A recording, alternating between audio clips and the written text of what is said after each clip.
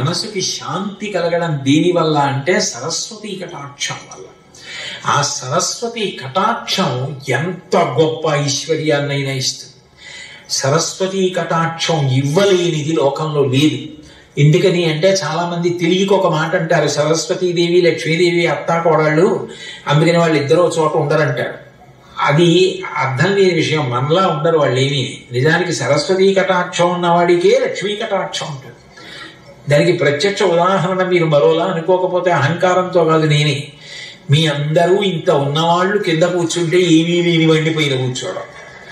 ఎందుకని 4 మాటలు చెప్తే నాకు ఇంత గౌరవం మీరు ఇవ్వరా? సరస్వతీ కటాక్షం లక్ష్మీ కటాక్షానికి కారణం కాలా? కాబట్టి సరస్వతీ కటాక్షం ఎక్కడుందో అక్కడే లక్ష్మీ కటాక్షం. అలసాని పెద్దనగారు చెప్పుకున్నాడు, అందరూ వేదం చదవలేరని కలియుగంలో పంచమ వేదమైన భారతాన్ని వ్యాసుడు అనుగ్రహించాడు. అందుకే ఎప్పుడు ఎక్కడ ప్రవచనం చెప్పినా సూర్యచంద్రులతో సమానం కాబట్టి వ్యాస వాల్మీకులకు నమస్కారం చేస్తారు. వ్యాసుడేమో చంద్రవంశాన్ని వర్ణించాడు, వాల్మీకి సూర్యవంశాన్ని వర్ణించారు. సూర్యుడు చంద్రుడు ఉంటే పగలు రాత్రి ఒక రోజు. అట్లాగే వాంగ్మయానికి వ్యాస వాల్మీకులు.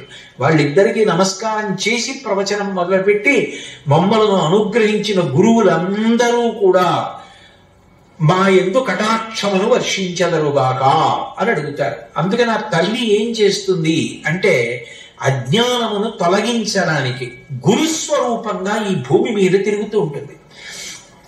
కాబట్టి కామ క్రోధ లోభ మద మోహ మాత్సర్య. మాత్సర్యము అంటే మనకన్నా అధికులు లేకుండా సమాజం ఉండదు. సమాజము అంటేనే ఎప్పుడు మనతో పోల్చుకున్నప్పుడు 3 ఉంటారు, మనకన్నా అధికులు ఉంటారు. నేను ఈ విషయాలు నేర్చుకోవడానికి ఇంత కష్టపడితే వారు అన్ని విషయాలు తెలుసుకున్నారంటే ఎంత తపస్సు చేశారు, ఎంత కష్టపడ్డారు అని 2 చేతులెత్తి నమస్కరించగలిగితే సంస్కారం. నాతో సమానులు ఉన్నారనుకోండి, నాతో సమానుడు అనకుండా అంత కష్టం ఆయన పడ్డాడని ఆయన పట్ల ప్రేమ భావన చూపించగలగాలి.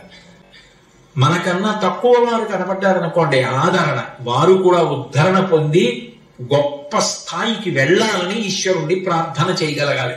అది సంస్కారం అన్న మాటకు అర్థం. అది పొందగలగాలి. అట్లా కాకుండా మనకన్నా కొంచెం అధికుడు కనపడేటప్పటికీ ఆయన గుణాలని దోషములుగా చెప్పాలని ప్రయత్నం చేయడానికే మాత్సర్యము అని పేరు, అసూయ. ఆ అసూయని తొలగించి ప్రేమ భావన పెరిగేటట్టు సాధన ఇవ్వగలిగినది ఎవరు అంటే పరదేవత. మీకు అది బాగా కనపడేది విశ్వామిత్ర వృత్తాంతంలో కనపడుతుంది, రామాయణంలో. వశిష్ఠుడి మీద క్రోధంతో ప్రారంభమైంది. నిజానికి వశిష్ఠుడి ఆశ్రమానికి వెళ్ళినప్పుడు ఒక రాజుగా వెళ్ళాడు విశ్వామిత్రుడు. ఆ తర్వాత విశ్వామిత్రుడి దగ్గర ఉన్న కామధేనువుని పట్టుకెళ్ళిపోవాలి అని ప్రయత్నం చేశాడు. కేవలం ఆ కామధేనుని ఆజ్ఞాపించి అందులోంచి వచ్చిన సైన్యం విశ్వామిత్రుడి సైన్యాన్ని పరిమార్చిందన్న కోపంతో ఎట్లాగైనా వశిష్ఠుడిని సంహరించాలి అని చెప్పి పరమశివుడి గురించి అంత గొప్ప తపస్సు చేశాడు విశ్వామిత్రుడు. శివుడు ప్రత్యక్షమై ఏం కావాలని అడిగాడు. నాకు ధనుర్వేదం సాంగోపాంగంగా ఇప్పటికిప్పుడు వచ్చేయాలన్నాడు. తలహాస్తు అన్నాడు. తిన్నగా వశిష్ఠుడి ఆశ్రమానికి వెళ్ళి అన్ని అస్త్రములు ప్రయోగించాడు. ఈ పాటి దానికి నేను మళ్ళీ లేచి నిలబడ్డం ఎందుకని ఆయన బ్రహ్మదండాన్ని ఎత్తి పట్టుకున్నాడు. అన్ని అస్త్రములను బ్రహ్మదండం గ్రసించేసింది. ఏకేన బ్రహ్మదండేన సర్వాస్త్రాణి హతానివి దిగ్బలం క్షత్రియ బలం బ్రహ్మతేజో బలం బలం అన్నాడు. ఆయన బ్రహ్మర్షి. నా ఇంత ధనుర్వేదం పోయింది కాదు, నేను బ్రహ్మర్షిని అవ్వాలన్నాడు.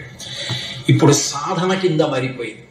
ఆయన పట్టుదల, ఆయన పగ, ఆయన కోపం చివరికి బ్రహ్మర్షిని చేసింది. సాధన కింద మార్చింది అమ్మవారు. ఆఖరికి వశిష్ఠుడి దగ్గరికి వెళ్ళి బ్రహ్మర్షి అని కౌగలించుకొని నమస్కారం చేశాడు. అప్పుడు ఏమయ్యాయి పగలు అంటే ఒకసారి ఆ బ్రహ్మర్షిత్వం పొందిన తర్వాత ఇంకా అవేం లేవు. అమ్మవారు అనుగ్రహించిన నాడు అన్ని దుర్గుణములను తీసేస్తుంది. అది అయ్యే వరకు ఎంత కింద మీద పడ్డాడు విశ్వామిత్రుడు. ఎన్నిసార్లు కామక్రోధములకు వశపడిపోయాడు. శాపాలిచ్చాడు. త్రిశంకుడిని స్వర్గానికి పంపుతానన్నాడు. తపస్సు పోగొట్టేసుకున్నాడు. మేనక వశపడిపోయాడు, కామానికి లొంగిపోయాడు, రంభ మీద కోప్పడ్డాడు, రంభని శపించాడు, ఆమె వలన తపస్సు పోగొట్టేసుకున్నాడు. ఆ శునశ్చేపుడు వచ్చాడు, ఆయనని శపించాడు, వశిష్ఠ పుత్రుల్ని శపించాడు, తన పుత్రుల్ని శపించాడు. కోపం వచ్చి తపస్సు పోగొట్టేసుకునేవాడు, కామంతో తపస్సు పోగొట్టేసుకునేవాడు. చిట్ట చివరికి 1000 సంవత్సరాలు తపస్సు చేసి ఒక్క ముద్ద తినబోతున్నాడు. ఇంద్రుడు బ్రాహ్మణ రూపంలో వచ్చి నాకు ముద్ద పెట్టమన్నాడు. గమనించాడు ఇంద్రుడే, ఏ రాగద్వేషములు లేవు, అవలు లేని చిరువుల ప్రశాంతంగా ఉండి ఆ కవలం పెట్టేశాడు. బ్రహ్మర్షి స్వాగతం తీస్తూ అన్నాడు. బ్రహ్మగారు ఇప్పుడు బ్రహ్మర్షి అయ్యావు అన్నాడు. బ్రహ్మర్షి అయిపోయాక ఇప్పుడు ఏ కోపం లేదు, ఏ కామం లేదు, అన్నిటికీ అతీతంగా సమస్తం రామచంద్ర భక్తి పరం చేసి సీతారామ కళ్యాణం చేసి ఉత్తర దిక్కుగా వెళ్ళిపోయాడు. లోక కళ్యాణానికి ఇచ్చేశాడు సమస్తం.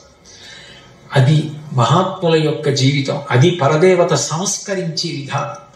అందుకని ఆమె అజ్ఞానమును తీసేస్తుంది, మాత్సర్యమును తీసేస్తుంది, దుర్గుణములను తీసేస్తుంది, వాటి స్థానంలో సద్గుణములు ప్రవేశపెడుతుంది. ఇది మహాకాళి, మహాలక్ష్మి, మహాసరస్వతి. అంటే సరస్వతి అన్న మాటకి వేదంలో అర్థం ఏంటంటే ప్రవాహము అని. నిజానికి ప్రవాహము బయటి ప్రవాహం కాదు, లోపలి ప్రవాహం. విద్యా ప్రవాహం బయటికి దొరికేది కాదు. విద్యానామనరస్య రూపమధికం ప్రచ్ఛన్న గుప్తం ధనం విద్యా భోగకరీ యశస్సుఖకరీ విద్యా గురూణాం గురు విద్యా బంధుజనో విదేశ